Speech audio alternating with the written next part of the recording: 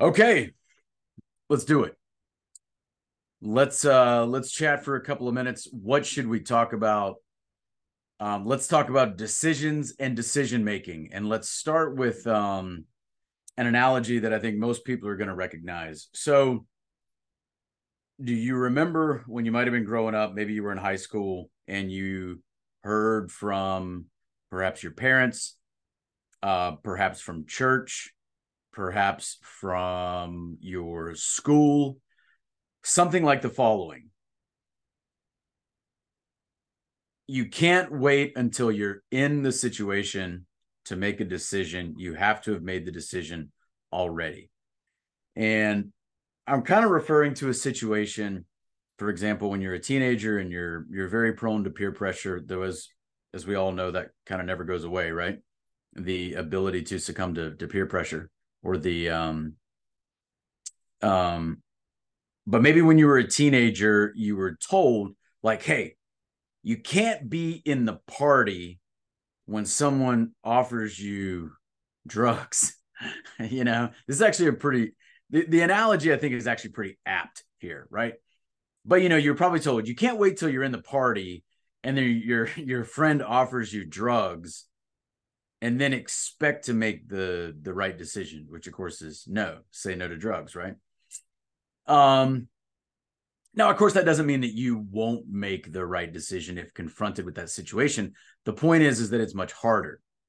And so a lot of times they would urge you, again, whether it was your parents, whether it was maybe you would hear like a lesson at church or with your church youth group or whatever, or at school, you have to make that decision ahead of time. You have to know and be confident that you are not going to do drugs and therefore be confident in your ability to decline when offered. Okay. And I'm just using the example of, teenagers and drugs because I know that those types of lessons are taught to, all high schoolers, make the decision ahead of time. Okay. So peer pressure. Well, peer pressure doesn't necessarily go away when you're an adult, right? We've seen that. We've seen plenty of people succumb to peer pressure or do what the larger group does, if for no other reason than because the larger group is doing it, right? People do not, when fingers are getting pointed, people do not want to be in a minority. People would rather be wrong with the majority than right with the minority, you know? Um, and when the situation gets murky, in fact, that that sentiment is so strong. There are plenty of people out there who would rather be wrong with the majority than right with the minority, even when it's clear who is right and who is wrong. Now, there are plenty of people who would not. There are plenty of people who would prefer to be right and in the minority, but not everyone. I'm telling you that desire to be accepted is stronger than some people's desire to be right. But now, imagine a situation where it's very murky as to who's right or not right because of the information that we're being fed or the prevailing narrative as to what's going on. And so therefore it's not exactly clear as to who is right and who is wrong. Or at least it's not clear to everyone. There are many, many people who would rather be wrong with the majority than right with the minority because they just need to be accepted. So in that regard, the pull of peer pressure never completely goes away. So we are in a situation now, we've been in a situation, and a lot of life is not too dissimilar from situations that people might have found themselves in when they were in high school or when they were, in college, whatever situation, when you are faced with decisions and there's a clear right and there's a clear wrong, but there's going to be some sort of reputational loss or social capital loss that comes from picking the right decision. And unfortunately, too few people are willing to go along with that. Okay, so why am I talking about this? So I just made a video where I spoke about freedom peccadillos, or these small mistakes that we all make when it comes to sacrificing some of our freedoms. And hey, as I freely said in that video, not everything can be a red line. I totally understand that. Sometimes decisions have to be made and you have to cede a little bit of territory. But I would at least appreciate that people do that knowingly, and that there be some sort of strategic thought process that goes into that when someone makes a decision to knowingly and deliberately cede a small amount of territory. What we cannot have is people who are just constantly ceding small amounts of territory, and then we all collectively as a group have given up tons of ground.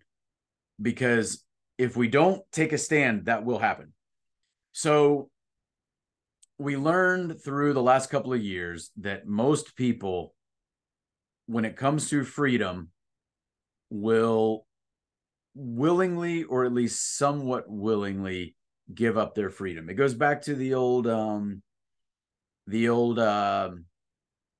freedom versus security construct. Benjamin Franklin said, those who would trade freedom for security deserve neither. That may not be an exact quote, but it's close enough.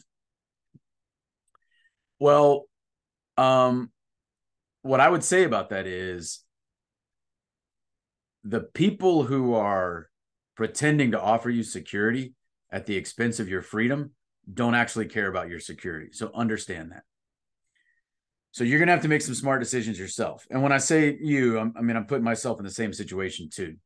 So right now, we all need to be thinking about decisions that we are going to make. And those decisions should be, I am not going to give up my freedom. In fact, I am going to demand that my due freedom, the freedom, the rights accorded to me, remain with me. That's how we should all feel. And again, the freedom versus security construct is not even at play right now, because who do you think is going to grant you this security? What, the government? The government that's like ultimately trying to enslave you? I mean, come on, get real.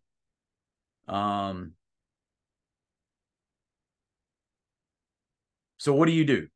You got to make the decision now. Make the decision now that you're not going to go along with whatever op they throw at us next, because it's coming. Is it going to be COVID 2.0? I don't know. Maybe. It looks like it. And I will tell you what, if they pull that out again, we as a people just have to look at ourselves and realize they think we're slow. I mean, that's what we have to tell ourselves. They think we're slow because they're going to pull this on us again, because they think that they're going to catch us again. Now, truth be told, I don't know that they're wrong. I don't know that Americans as a group, that we have learned all the lessons that we should have learned from the last couple of years. I mean, there's some people that still need to get a quick education as to what's going on, how the United States really works when it comes to our government, and how the world really works. Okay, so what are some of the decisions that we make? I'm talking here in the abstract about decisions you can make ahead of time. Well, think about it. Are you going to comply with mandates? Whatever the mandate may be. If we just use, COVID coming back as an example, and if they throw something else at us, okay, but this is at least a good thought experiment. Are you going to comply with mask mandates?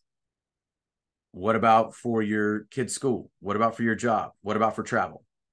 What about the grocery store? What about the movie theater? What about the restaurant? Where will you or won't you wear a mask? What about if your doctor tells you to go get a shot? I don't know why you would still be going to a doctor that would tell you to go get a shot, but let's just assume. What if your doctor tells you to go get another shot? What are you going to do? What are you going to tell that doctor? What if the doctor, or what if your pediatrician tells you to give your children a shot? What are you going to do? Booster, whatever number we're at. I don't know, because I didn't take any. I don't know. I mean, I know there are people who have taken 4 shots, maybe even 5. Whatever number we're at right now. If you get told to take another one, are you going to take it? You got to think about that. You should know what you're going to tell a doctor that tells you some sort of nonsense like that, right? What if you decide that, hey, I'm not going to go to the grocery store because they're going to want me to wear a mask. I'm not going to do it. Okay. But then where are you going to go get your food? Like, just know that ahead of time. Right. So these are the types of questions, and I'm not going to give you an endless list here of all the questions that you need to ask yourself, but just go through the thought process. Well, am I going to do this all over again? You know, what if I've been planning a vacation with my family and now there are travel restrictions in place, or at least we would have to wear masks in order to fly, or the place that we were going to go now has, I don't know, other mandates that come back, getting another shot, like those types of mandates that are required for us to go to this destination where we were going to go on vacation or a cruise or whatever. What are you going to do? Think about that now. Think about that before you're ever actually in the situation, because it looks like all this stuff is coming back. And I got a lot of friends who, let's just be honest, made a lot of bad decisions over the last couple of years. And they assure me that they're going to make the right decision next time. Okay. Hey, listen, we all make mistakes. So if you made mistakes, I mean, we all do. Like I said, freedom peccadillos, we're all there. I mean, some of these mistakes are probably a little bit more than peccadillos, but whatever. If you learn from those and you make better decisions next time, then great. But it looks like next time is almost here. So it's very easy to say I'm going to make the right decision next time when next time is still an abstract construct, or next time consists of some sort of notional situation that is not played out yet. It's very easy to say, well, I'm going to do the right thing then. Okay, well, make the right decisions now.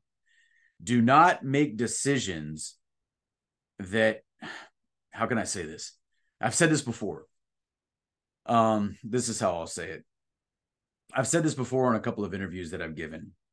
Do not be an agent of your own enslavement. Yes, there are powerful people out there that want to enslave everybody. It is what it is. We have to recognize that. We have to recognize that so we can stand up against it.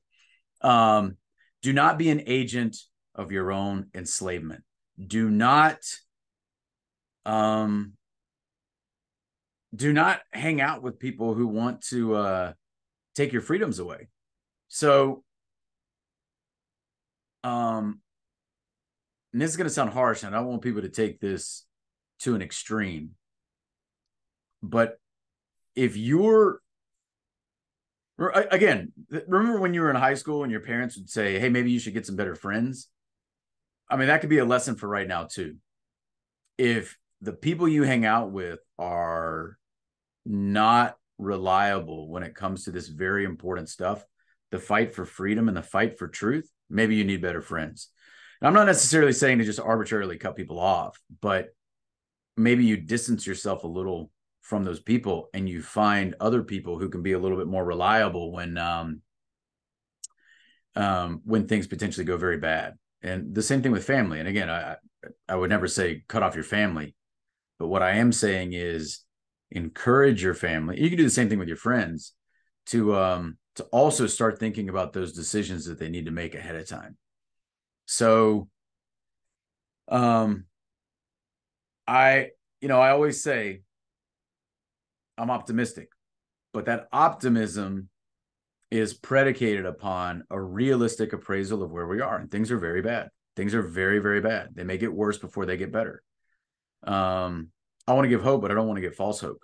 And optimism that is based on an unrealistic assessment of how things are is not really optimism. That's just naivete. So I want us to be optimistic, but I also want us to be realistic. I want us to be able to say to ourselves, things aren't good. We're all to blame for, I mean, we have very evil people who are perpetrating this upon us. That's true. And, but we share a bit in the blame because we have allowed this to happen. And maybe in my next video, I might even actually kind of talk about that a little bit. So make the decision now. Start thinking about what your red lines are and what you can do to increase your chances that you don't get backed into a corner where you have to cede some of your freedom. we're all in this together. We got to help each other out. We got to pray, because I think that's extremely important. And we've got to align ourselves with the truth. We got to care about each other, and we got to have each other's backs. All right. Have a good night.